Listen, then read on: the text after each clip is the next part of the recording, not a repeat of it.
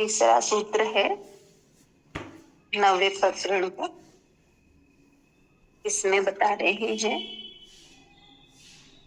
यह सब अनित्य है, तीनों पापों से दूषित है, सारहीन है, निंदित है, हेय है। ऐसा निश्चित होने पर शांति प्राप्त होती है। इसमें आज कह रहे हैं अष्टावक्र ज्ञानी है, आत्मानंद के सुख में अवस्थित है। अष्टावक्र ज्ञानी है, आत्मानंद के सुख में अवस्थित है, जो नित्य है, निर्दोष है।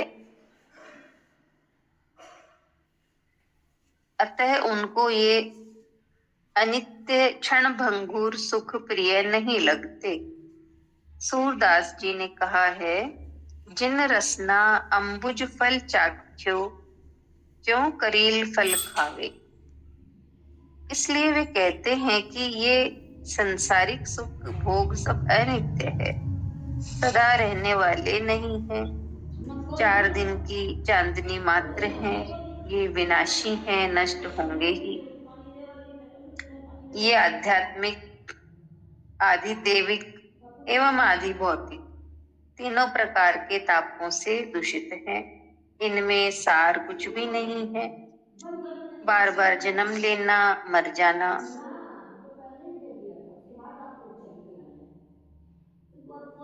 बार बार उन्हीं कर्मों को भोगना, यश अपयश, लाभ हानि, सुख दुख, पीड़ा क्लेश आदि का हर जन्म में हिसाब रखना,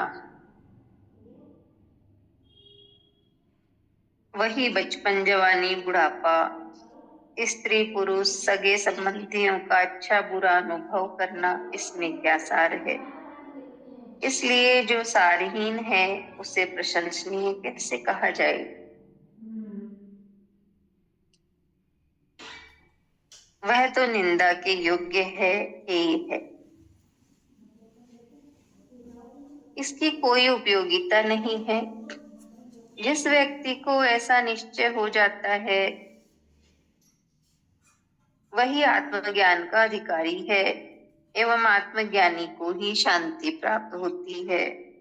जो संसार के विषयों में रुचि लेता है, जो इनके भोगों से आनंदित है, जिसे यह संसार ही सारभूत दिखाई देता है, जो संसार की भौतिक उन्नति को ही उपयोगी समझता है, वह उस आत्मज्ञान के सुख से वंचित रह जाता है। ऐसे व्यक्ति को सब कुछ मिल जाने पर भी शांति प्राप्त नहीं हो सकती। वह अशांत, उद्विग्न ही रहता है। आत्मज्ञान ही शांति प्राप्त करने का उपाय है। नहीं है लेसन जिसमें हमें बताया है कि ये सब अनित्य है, तीनों तापों से दूषित है, सारहीन है, निंदित है, हेय है। और ऐसा निश्चित होने पर शांति प्राप्त होती है। तो अष्टावक्र जी हमें बताते हैं कि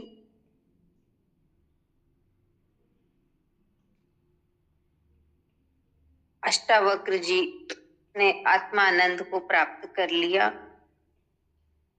वो आनंद जो नित्य है, निर्दोष है, इसलिए उनको ये क्षण भंगुर सुख प्रिय नहीं लगते।